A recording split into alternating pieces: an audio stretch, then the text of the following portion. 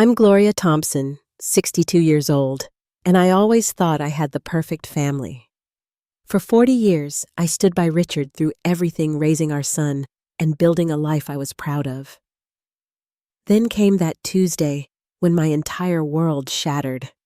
I caught my husband dancing with his mistress at lunch, got into a car accident, rushing to pick up my grandson, and faced my son Michael's cruel accusations. I never expected both the men in my life to betray me on the same day. I'd love to know where you're watching from today. If you've ever had your loyalty thrown back in your face, hit that like button and subscribe to join our community. You won't believe how I finally found my voice and shut them both up. Family meant everything to me. For over 4 decades, I dedicated my life to creating the perfect home for my husband Richard and our son Michael. I took pride in our beautiful colonial house in the suburbs of Boston, with its carefully tended garden and welcoming kitchen where family gatherings were centered. Richard and I met in college. He was studying accounting, and I was pursuing my teaching degree. We married right after graduation and started building our life together. When Michael came along 3 years later, my world felt complete. I put my teaching career on hold to focus on raising our son, a decision I never regretted, even though sometimes I wondered what might have been. As Richard climbed the corporate ladder at his accounting firm, I managed our home, volunteered at Michael's schools, and maintained our social calendar. We became fixtures in our community. Richard on the board of the country club, me heading the neighborhood association. From the outside, we were the couple others aspired to be. Michael grew up with every advantage we could provide. Private schools, summer camps, college without student loans. He became a successful corporate attorney, married Jessica, a financial analyst, and they gave us our only grandchild, Teddy, now 8 years old. My grandson quickly became the center of my world. With Michael and Jessica working demanding jobs, I gladly stepped in to help with childcare. Our routine was consistent 3 days a week. I picked Teddy up from his prestigious private school at 3:15, took him to my house until Michael or Jessica finished work around 6:30. I helped with homework, prepared healthy snacks, and created what I hoped were meaningful memories. Tuesday, Thursday, and Friday afternoons became sacred to me. Richard retired last year after 35 years with the same firm. He'd risen to senior partner, ensuring we had a comfortable retirement. We had plans. Traveling to Europe, visiting national parks in an RV, perhaps getting that beach house we'd always talked about. Finally, after decades of building our life, we would enjoy it together. At least, that's what I thought. Looking back, I should have noticed the subtle shifts in Richard's behavior. 6 months into retirement, he seemed restless, bored with our quiet routine.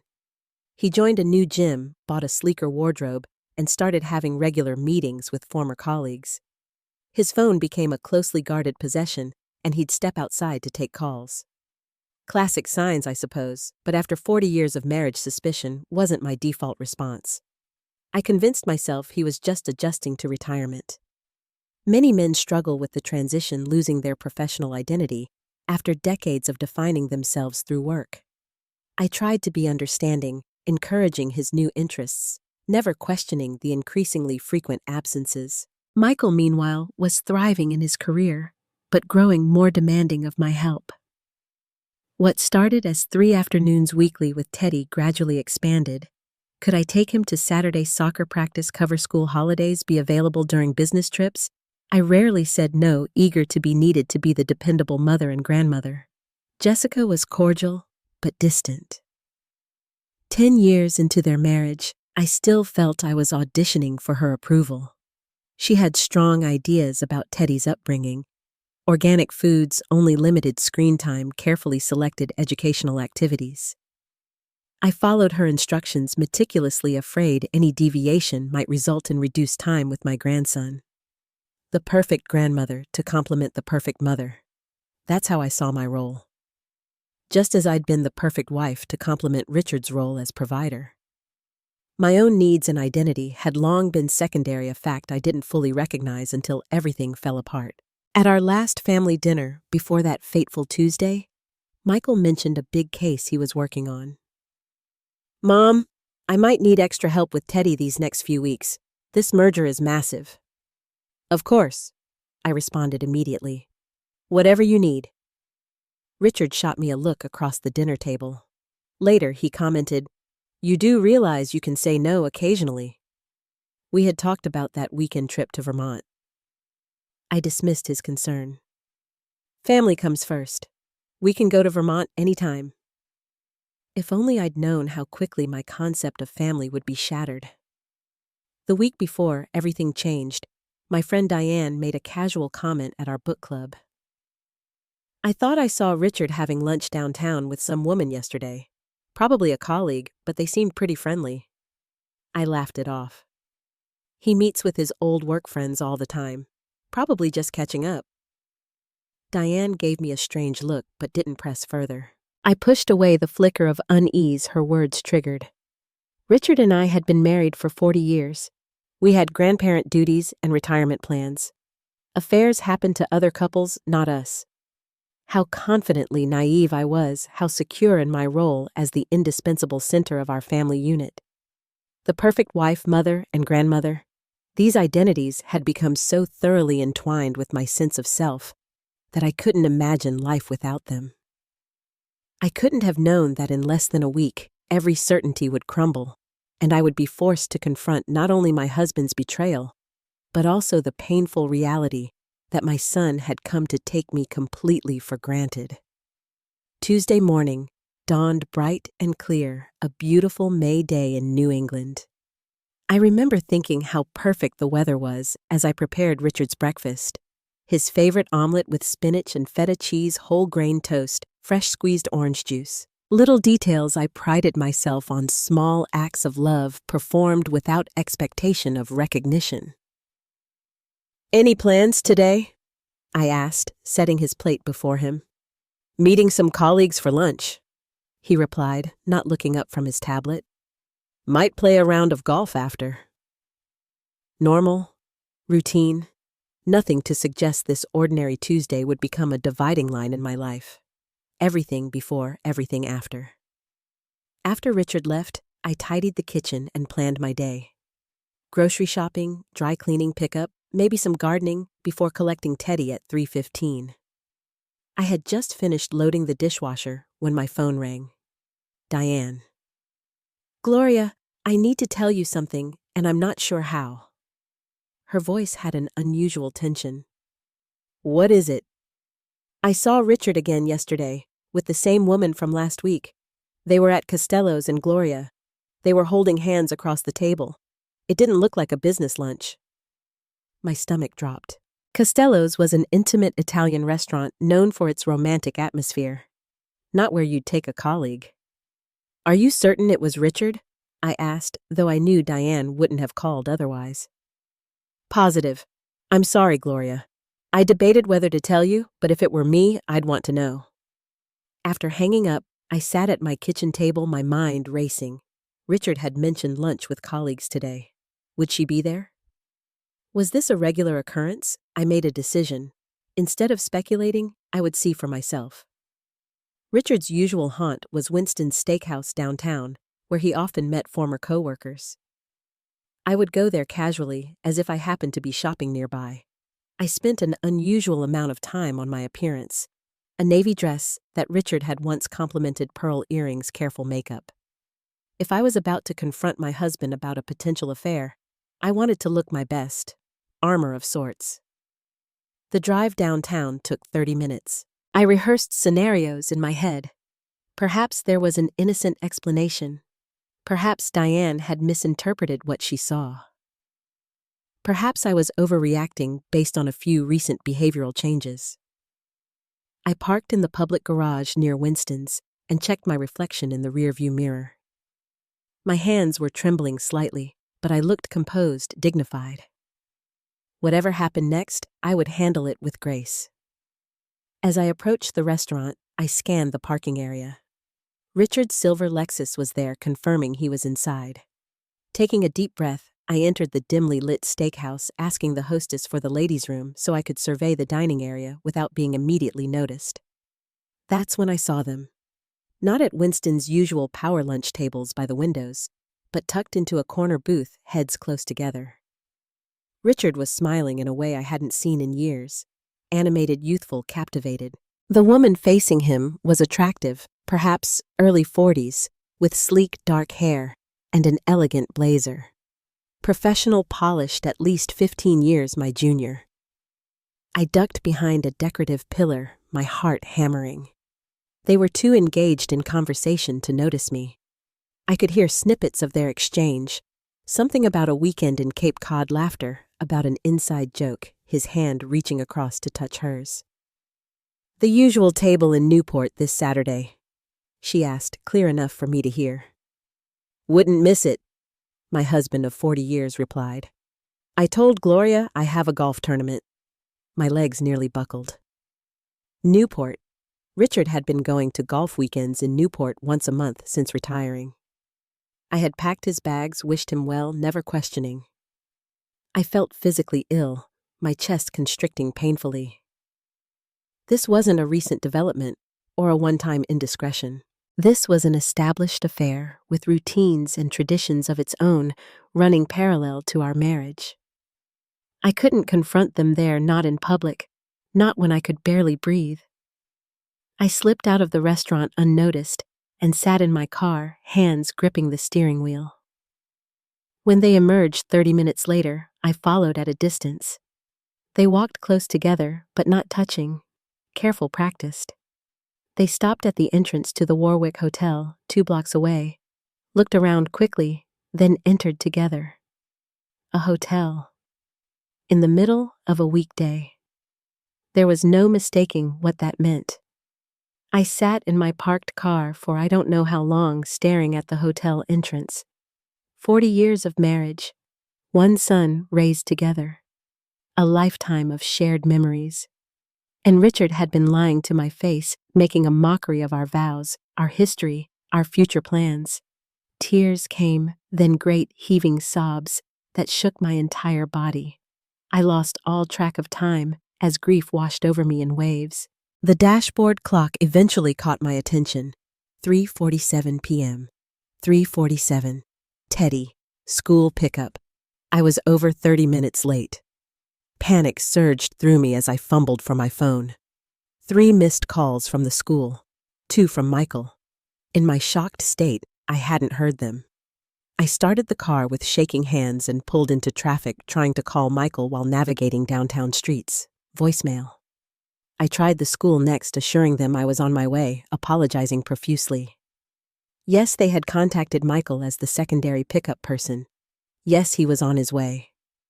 My mind was spinning between the devastation of Richard's betrayal and the immediate crisis of Teddy waiting at school.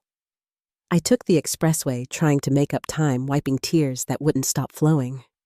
I never saw the red sedan until it cut sharply in front of me. I slammed on my brakes, but it was too late. The sickening crunch of metal, the jolt as airbags deployed, the disorienting moment of impact. When I gathered my wits, I realized it wasn't a major crash. No injuries, just vehicle damage. But as the other driver approached my window, angry and gesticulating, I knew this nightmare day had just extended its reach. Police were called, insurance information exchanged, statements taken. My car wasn't drivable. The front end crumpled against the other vehicle's rear quarter panel. A tow truck was summoned. Throughout this process, my phone kept buzzing. Michael's name flashing repeatedly. The school calling again. I answered once between talking to officers, explaining in fragmented sentences about the accident. Michael's voice was tight with irritation. "I had to leave an important meeting to get Teddy. Where are you?" "Car accident," I managed.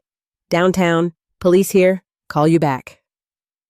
It was nearly 5 o'clock when I finally secured an Uber to take me to Teddy's school, knowing Michael would still be waiting. My body ached from the impact. My mind reeled from emotional whiplash. In the span of hours, my carefully constructed life had shattered completely. As the Uber approached the school, I saw Michael's BMW still in the parking lot.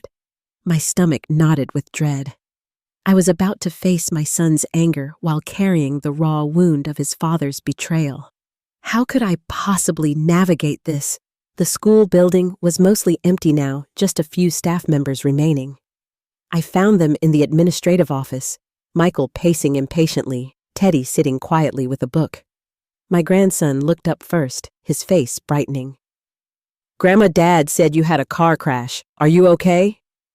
Before I could answer, Michael stepped between us, his expression thunderous. "Where have you been? Do you have any idea how disruptive this was? I had to leave in the middle of presenting to our biggest client." I opened my mouth to explain, but he wasn't finished. "You're late to pick up your grandson. If you can't handle this responsibility anymore, you need to say so." The secretary looked uncomfortable. Teddy's face fell, and something in me, something already cracked and fragile from the day's earlier revelation, simply broke apart. The ride to Michael's house was excruciating. He drove aggressively, one hand on the wheel, the other gesturing as he continued his tirade. Teddy sat silently in the back seat, occasionally catching my eye in the rearview mirror, his expression worried. "You've never been late before, so why today of all days? The Westfield merger hangs in the balance, Mom. Do you understand what's at stake for me?" I barely heard him. My mind kept replaying the scene at the restaurant, Richard leaning toward that woman, their easy intimacy, their shared secrets. 40 years of marriage reduced to lies. "Are you even listening to me?" Michael demanded as we pulled into the driveway of his imposing Tudor-style home in Wellesley. "I had a car accident, Michael," I finally said, my voice barely audible. "A fender bender, from what I could see when you got out of that Uber. Not exactly life-threatening." He killed the engine and turned to face me. "I rely on you for these pickups. If that's changing, I need significant advance notice." We entered the house greeted by Jessica's cool assessment. Tall, blonde, perpetually put together, my daughter-in-law stood in the marble-floored entryway wearing yoga pants and an expression of disapproval. "Everything okay?" she asked, though her tone suggested she already knew the answer. "Mom was in a minor accident and didn't call," Michael explained tersely. "Teddy, go upstairs and start your homework. We need to talk to Grandma." My grandson hesitated, looking at me with concern. "But Grandma looks sad." "Teddy, upstairs, now." Michael rarely used that tone with his son. Once Teddy disappeared reluctantly up the staircase, Michael gestured toward the formal living room, a space so perfectly decorated it never felt lived in. I sat on the edge of an uncomfortable white sofa, feeling out of place in my now rumpled navy dress. "This isn't working," Michael began, pacing on the hardwood floor.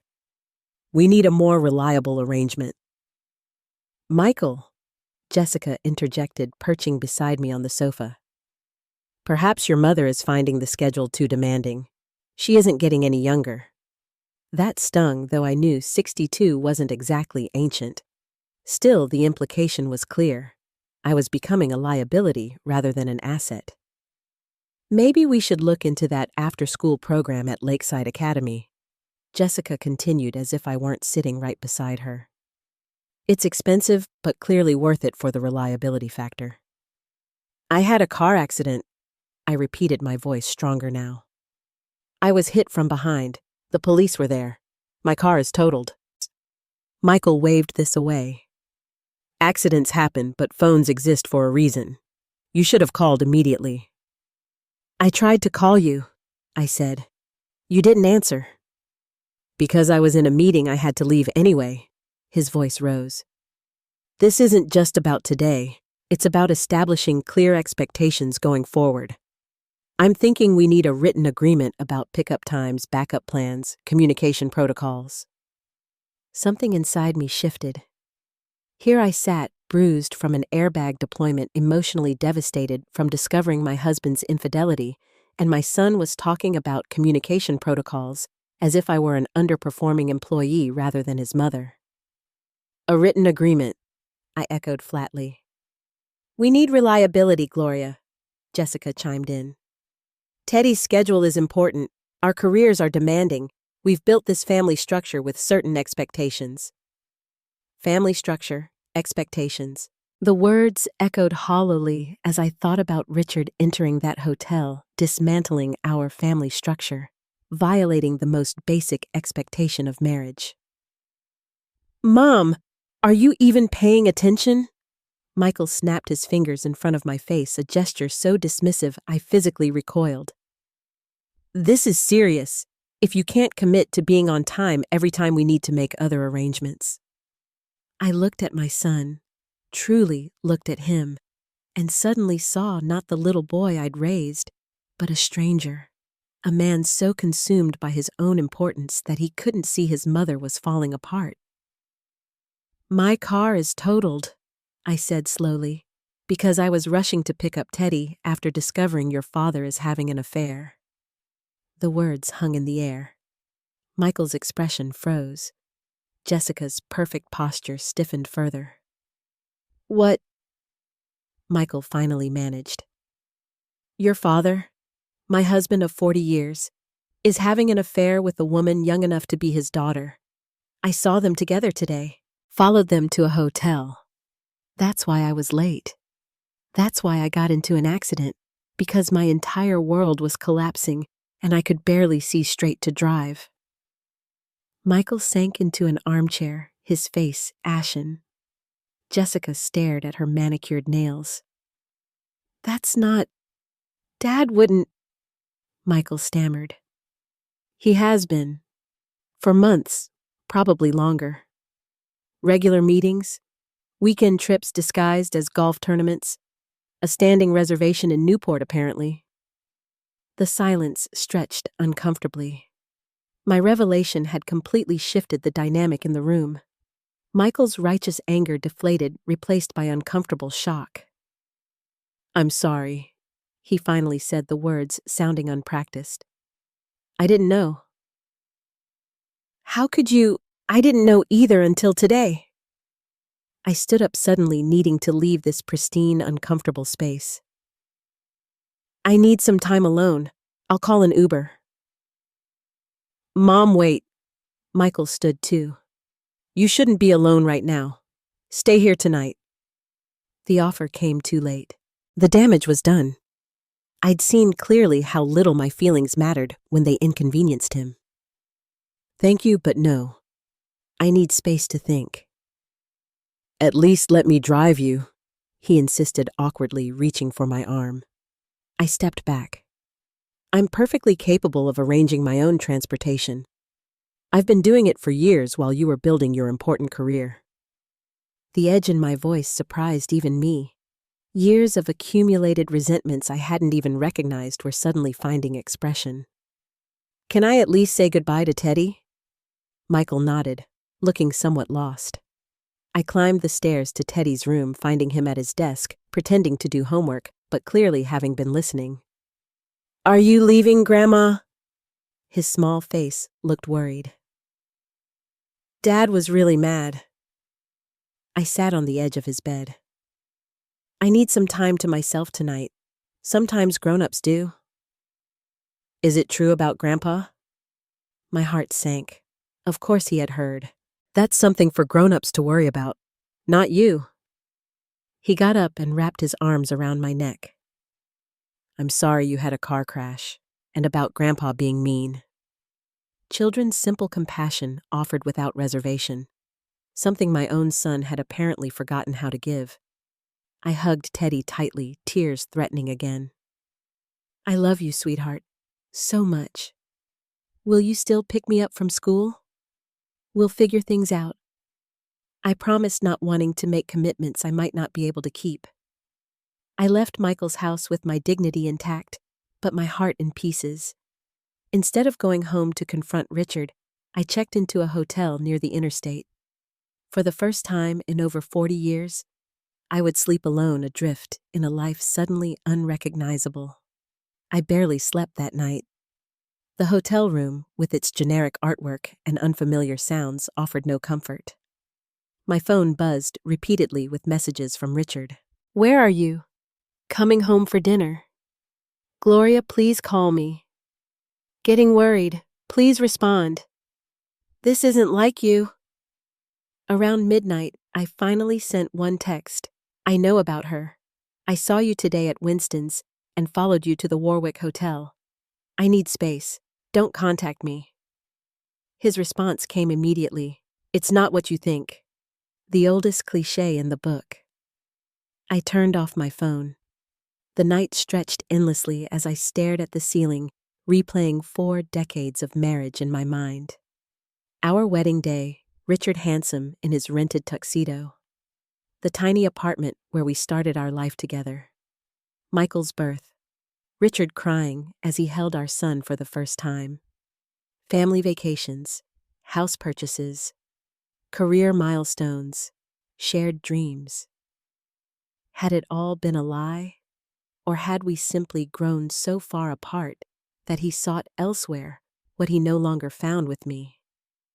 When had I stopped being enough? By dawn, my grief had crystallized into something harder, determination. I wouldn't simply collapse under the weight of these betrayals. I would face them, process them, and somehow forge a path forward. I turned my phone back on to find dozens of missed calls and texts from Richard, his messages evolving from denial to confession to pleading. You misunderstood. It was just lunch. Okay, it's been more than lunch, but it's not serious. Please come home so we can talk. I'll end it immediately. She means nothing. 40 years can't end like this. I love you, Gloria. Please. Michael had called several times too, his messages more subdued than the previous day. Mom, I'm sorry about earlier. Please call me. Are you okay? Where are you staying? I talked to Dad. He's frantic. Says you're not answering. Whatever's going on with Dad, I shouldn't have added to your stress. Call me. I wasn't ready to speak with either of them. Instead, I called Diane. Gloria. Thank God. Are you all right? Michael called looking for you. I gave her an abbreviated version of yesterday's events, the discovery, the accident, Michael's reaction. That absolute jackass, she said, and I wasn't sure if she meant Richard or Michael. Perhaps both. Where are you now? Hotel off the interstate. I couldn't face going home. Come to my place. My guest room is yours as long as you need it. We arranged to meet for breakfast at a cafe first. I needed a friendly face, someone who knew me before I was Mrs. Richard Thompson, mother of Michael, grandmother of Teddy. Someone who knew just Gloria. Over coffee and untouched omelets, I confided the full extent of my confusion and pain. I don't know what to do next, Diane. I've been Richard's wife for 40 years. I don't know how to be anything else. Diane reached across the table to squeeze my hand. That's precisely the problem, honey. You've been so busy being Richard's wife, Michael's mother, and Teddy's grandmother that you've forgotten how to be Gloria. Her words hit me with unexpected force. When was the last time I'd made a decision based solely on what I wanted? When had I last pursued an interest, a hobby, a friendship that wasn't somehow connected to my roles in the family? Whatever you decide about Richard, take some time for yourself first, Diane advised. Don't rush into decisions when you're still in shock. After breakfast, I made 2 important calls. First to a lawyer Diane recommended who specialized in divorce cases involving long-term marriages. I scheduled a consultation for the following day. The second call was harder, to my sister Elaine in Colorado. We spoke weekly but rarely about anything deeper than weather and recipes. This time, I poured out everything. Come stay with me, she offered immediately. Get away from there for a while. Clear your head in the mountains. The idea was temptingly simple. Escape. Distance. Perspective. I might take you up on that, I said. But first, I need to gather some things from the house, and I need to make some decisions about Teddy. Around noon, I confirmed Richard would be at his regular golf game and returned home to pack essentials. Our house, with its familiar furnishings and family photos, felt like a stage set, the backdrop for a play where I'd performed the same role for decades without questioning the script. In Richard's office, I found myself opening drawers, checking his desk calendar, searching his files. The evidence was everywhere once I looked. Hotel receipts, a hidden credit card statement with charges from jewelry stores. I'd never received gifts from a handwritten note on expensive stationery signed simply P with a lipstick kiss. Patricia, his firm's former marketing director who had, coincidentally, taken early retirement shortly after Richard. I'd attended her retirement party, brought a gift, hugged her goodbye.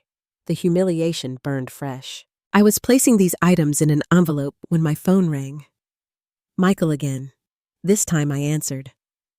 Mom, thank God. Are you okay? Where are you? I'm at the house picking up some things. Your father isn't here.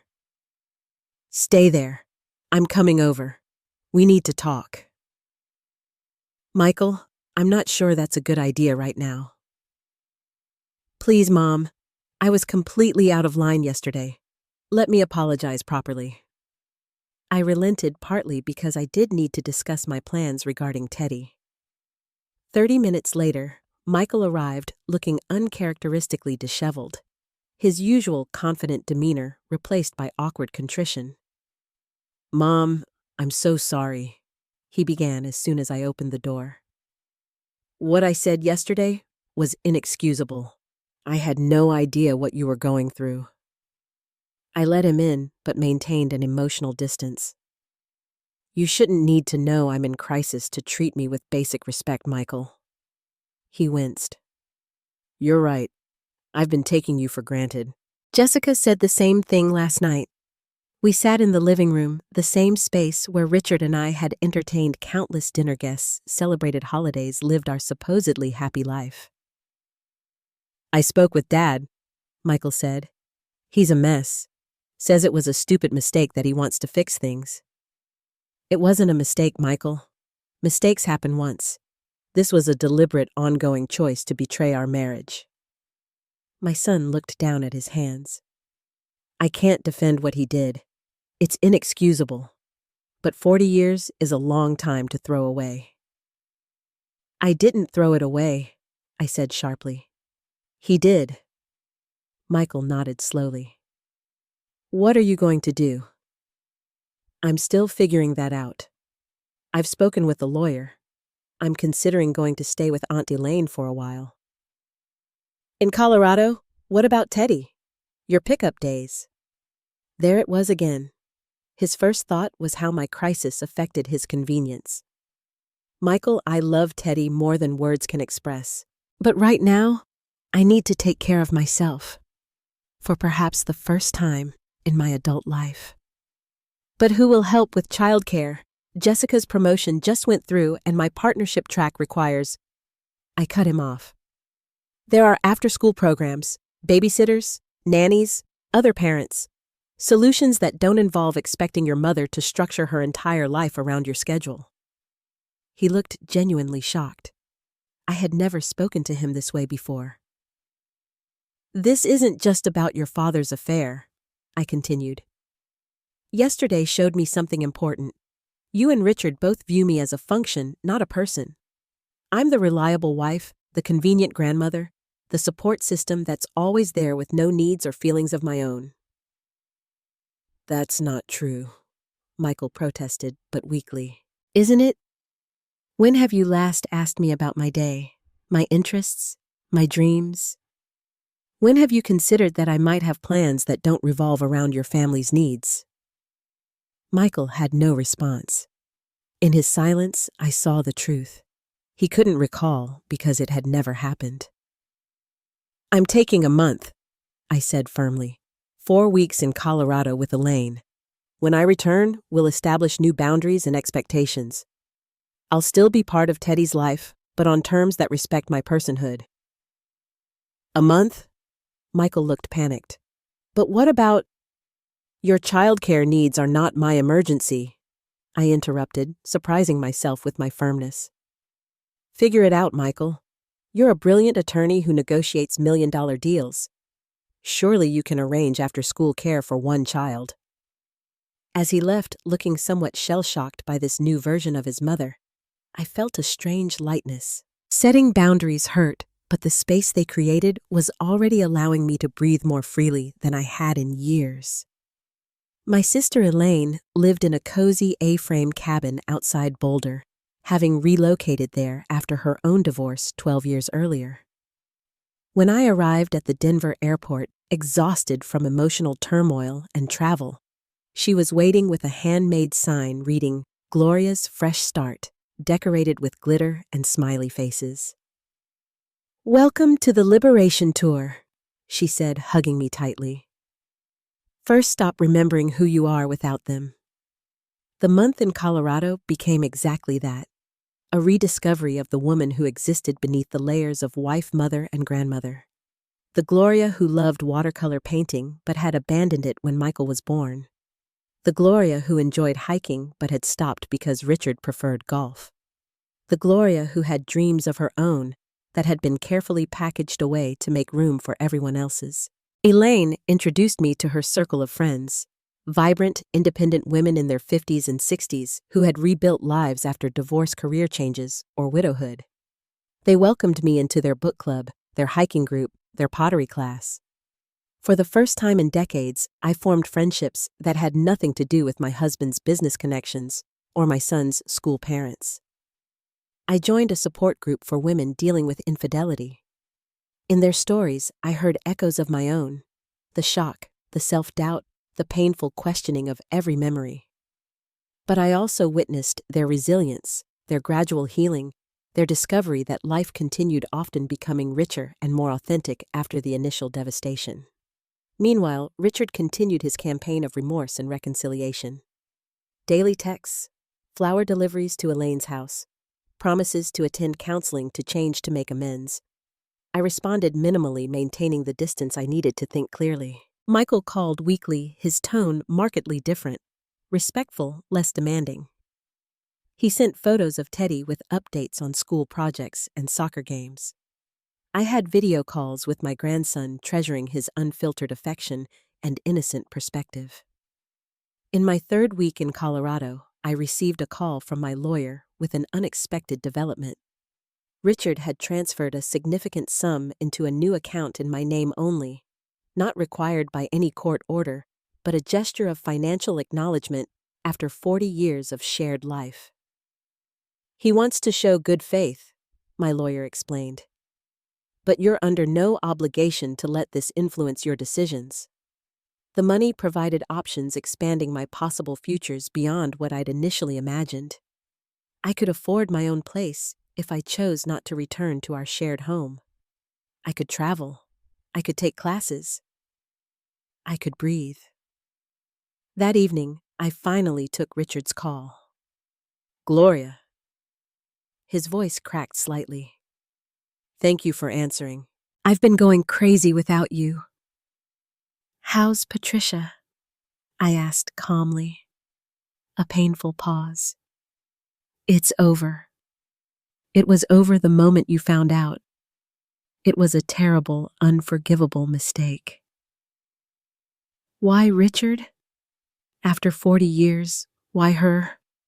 Why anyone?" He sighed heavily. "I don't have a good answer. Retirement hit me harder than I expected. I felt obsolete. She made me feel important again, desired. It was selfish and stupid, and the biggest regret of my life." His explanation wasn't unique. I'd heard similar stories in my support group, men facing aging and irrelevance seeking validation through younger women. Understanding it intellectually didn't lessen the betrayal. "I want to try again," Richard continued. "Couples counseling, a fresh start. I'll do whatever it takes." "I don't know if that's possible," I said honestly. "Trust once broken this completely isn't easily rebuilt. Please, just don't make any permanent decisions yet. Give us a chance to talk when you return." I didn't commit either way. The Gloria of 3 weeks ago would have immediately agreed, desperate to restore family harmony at any cost. The Gloria I was becoming needed more time to consider what I truly wanted for the remainder of my life. In my final week in Colorado, Elaine and I hiked to a stunning mountain lake. Sitting on a boulder overlooking the crystal water, my sister asked the question I'd been avoiding. "What do you want your life to look like a year from now?" I closed my eyes, allowing myself to envision possibilities without immediately filtering them through others' needs. I want a place that's truly mine, whether that's the house Richard and I shared or somewhere new. I want regular time with Teddy, but on a schedule that allows me freedom too. I want to paint again, maybe volunteer teaching art to children. I want friendships that nourish me. And Richard, Elaine prompted gently. I don't know yet, I admitted. 40 years isn't easily discarded, but I'm not sure it can be salvaged either. Whatever you decide, my sister said, make sure it's because it's what you want, not what's expected or easiest for everyone else. Her words stayed with me as I packed for my return to Massachusetts. I was nervous about facing Richard, about establishing new boundaries with Michael, about navigating this unfamiliar territory of putting myself first. But beneath the anxiety was a newfound strength. I had survived the worst betrayal imaginable and discovered I was more resilient than I knew. The night before my departure, I wrote letters to both Richard and Michael, not to send, but to clarify my thoughts. To Richard, I expressed my deep pain, but also acknowledged our shared history and the possibility of finding a way forward, though, on entirely new terms. To Michael, I outlined clear boundaries around my availability for Teddy and my expectations for how I would be treated going forward. I was no longer just Richard's wife or Michael's mother or Teddy's grandmother. I was Gloria Thompson, a woman rediscovering her worth and voice after decades of putting herself last.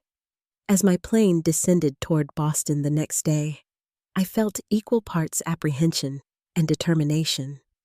Whatever happened next, it would be shaped by my choices, my needs, my truth. The family landscape had fundamentally changed, but perhaps it needed to. My return to Massachusetts marked the beginning of a new chapter. Instead of going home to Richard, I stayed with Diane while I sorted through my next steps. Richard respected my request for continued space, though he made his hopes for reconciliation clear through carefully worded messages and occasional deliveries of my favorite flowers. My first priority was reconnecting with Teddy. I invited him for a special outing, just the two of us at the Science Museum, followed by ice cream. Michael dropped him off at Diane's, hovering awkwardly in the doorway. "You look different, Mom," he observed. "I feel different," I replied. It was true. Beyond the new haircut and clothes I'd purchased in Colorado, there was a fundamental shift in how I carried myself. "In a good way," he added hastily. "More, I don't know, present." With Teddy, I was honest but age-appropriate about the changes in our family. Grandpa and I are taking some time apart to figure things out. Sometimes grown-ups need to do that. "Because he had a girlfriend?" Teddy asked directly. I nearly choked on my ice cream. "Who told you that?" "I heard Dad telling Mom. He said Grandpa was having a midlife crisis with his secretary." "Former marketing director, actually," I corrected automatically, then had to laugh at the absurdity. "But yes, Grandpa made some choices that hurt our relationship. We're trying to decide what happens next." "Are you getting a divorce like Joey's parents?" "I don't know yet, sweetheart. But I do know that whatever happens between Grandpa and me doesn't change how much we both love you." Teddy considered this solemnly. "Will you still pick me up from school sometimes?" "Yes, but probably not as often as before. I'm starting some new activities for myself." "Like what?" "Art classes, volunteer work, maybe some travel." Teddy nodded. "Cool. Can I see your paintings when you make them?" "You'll be my first art critic," I promised. After a week at Diane's, I arranged to meet Richard at a neutral location, a cafe halfway between our home and Diane's place. Seeing him for the first time since discovering his affair was jarring. He looked older, somehow diminished, though he'd made an effort with his appearance. "Thank you for meeting me," he began formally, as if we were business associates rather than spouses of 40 years. "I think it's time we discussed practical matters. I replied, keeping my voice steady. Richard nodded, pulling out a folder of documents. Always the accountant, he had prepared financial statements, property information, retirement account details. I've transferred the additional funds as a good faith gesture, he said. It's yours regardless of what you decide about us. You contributed equally to our life together, even without a traditional salary. It was perhaps the first time he had so explicitly acknowledged the value of my unpaid work in our marriage. I've moved out of the house, he continued, surprising me. It's yours if you want it. I'm in a condo downtown. I thought you might be more comfortable returning home without me there. That was considerate, I admitted. I'm seeing a therapist, Richard said after a pause. Trying to understand why I did what I did. It's no excuse, but I think retirement hit me harder than I realized. I lost my purpose, my identity, and found it in a younger woman's attention, I couldn't help adding. He winced. I deserve that, and yes, pathetically predictable, I know. The affair is completely over. I've had no contact with her since the day you found out. We talked for nearly 2 hours, covering practical matters but also deeper issues. Unlike our son, Richard seemed genuinely interested in my Colorado experience, asking about the painting classes and hiking trips I'd mentioned in brief texts. You seem different, he said, echoing Michael's observation. More confident. I am, I acknowledged. I've had time to think about what I want, not just what everyone expects of me. And what do you want, Gloria? The directness of his question caught me off guard. In 40 years of marriage, he had rarely asked so plainly. I want to live authentically, I said finally. I want relationships based on mutual respect, not convenience or obligation. I want to explore interests I've neglected. I want to be seen as a whole person, not just an extension of you, or Michael, or a caretaker for Teddy. Richard nodded slowly. And is there room in that vision for us, for rebuilding? I don't know yet. I answered honestly. The trust is broken, Richard. 40 years of history makes that both harder and more complicated to walk away from. I need more time. I understand, he said, though disappointment showed clearly on his face. I'll wait as long as it takes. I love you, Gloria. I always have, even when I was too self-absorbed to show it properly. I didn't say it back. Those words needed to be earned again if they ever could be. In the following weeks, I established my new normal. I moved back into our house, now feeling strangely spacious without Richard's presence. I enrolled in art classes at the community college. I joined a women's walking group. I set a schedule with Michael for picking up Teddy just once a week on Wednesdays, with clear boundaries around my availability for last-minute changes. To my surprise, Michael respected these boundaries. Our relationship began shifting gradually from one of expectation and obligation to something more balanced. He even attended one of my art shows at the community center, bringing both Teddy and Jessica. This is really good, Mom, he said, studying my watercolor landscape with genuine interest. I had no idea you could paint like this. There's probably a lot you don't know about me, I replied, without resentment. It was simply a truth we were both now acknowledging. Jessica, who had always been somewhat distant, approached me separately. Michael told me how he spoke to you that day after the accident. I want you to know I called him out on it immediately. It was completely unacceptable. Thank you, I said, genuinely touched by her support. I also want to apologize for my part in taking advantage of your availability with Teddy, she continued. We relied on you without considering your needs or interests. That wasn't fair. It was the beginning of a more authentic relationship with my daughter-in-law, one based on mutual respect, rather than the careful performance of prescribed roles. Richard and I began marriage counseling 6 weeks after my return. The process was painful, exposing patterns and assumptions that had undermined our connection long before his affair. We learned that we'd both been playing parts rather than truly communicating for years. His affair was still inexcusable, but the context of our mutual disconnection became clearer. In our 7th session, the therapist asked us each to envision our ideal future together or apart.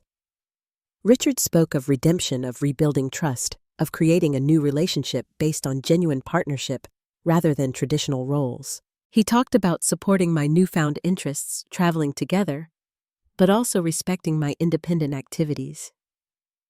When my turn came, I realized I wasn't ready to fully recommit, but neither was I ready to end 40 years of shared history. I need more time, I told both Richard and the therapist, and more evidence that these changes are sustainable. Richard moved back into the house 3 months after my return from Colorado, but into the guest room. We began dating each other. Actual dates where we talked about real things, not just household management or family logistics. I discovered sides of him I'd forgotten or never fully known. He seemed genuinely interested in the woman I was becoming. 6 months after the fateful day when I discovered his affair, we attended Michael and Jessica's anniversary dinner at an upscale restaurant downtown. As we entered, I noticed a familiar figure at the bar, Patricia, Richard's former mistress, dining with colleagues. Richard saw her too. Our eyes met a moment of truth in our healing journey. Without a word, he took my hand and led me to the maitre d' to request a table in a different section. The simple act of prioritizing my comfort over his own discomfort spoke volumes. Later that evening, watching Michael interact with Jessica, I saw parallels to my own marriage. The easy assumptions, the unspoken expectations, the traditional divisions of labor that could silently erode connection over time. Michael, I said when we had a moment alone, don't make the mistakes we made. See Jessica, really see her every day. Ask about her dreams, not just her schedule. Remember, she's a person first, not just your wife or Teddy's mother. My son studied me thoughtfully. I'm trying to do better with you too, Mom. I took you for granted for so long. We're finding our way, I assured him. All of us. And we were. Richard and I continued our careful rebuilding progress, measured in small moments of renewed trust and genuine connection. Michael and I developed a more balanced relationship, one where my value wasn't measured solely by my usefulness to his family. Jessica and I found unexpected common ground as two women navigating societal expectations. And Teddy thrived with the knowledge that he was deeply loved, even as the adults in his life rearranged their relationships. I don't know if Richard and I will ultimately stay together. The betrayal left scars that may never completely heal. But I do know that whatever happens, I will be okay. More than okay. I will be fully myself, living with authenticity and purpose. The crisis that could have destroyed me instead revealed a strength I never knew I possessed. It taught me that it's never too late to reclaim your voice, to set boundaries, to demand respect. It showed me that family love must be built on seeing and honoring each other as complete human beings, not just as roles to be fulfilled. Have you ever experienced a moment when someone's disrespect finally pushed you to stand up for yourself? How did you find your voice in difficult family situations? I'd love to hear your stories in the comments below. If this journey resonated with you, please hit the like button and subscribe to our channel for more real-life stories of transformation. Share this video with someone who might need encouragement to value themselves. Thank you for witnessing my journey from doormat to dignity. Remember, it's never too late to rewrite your story.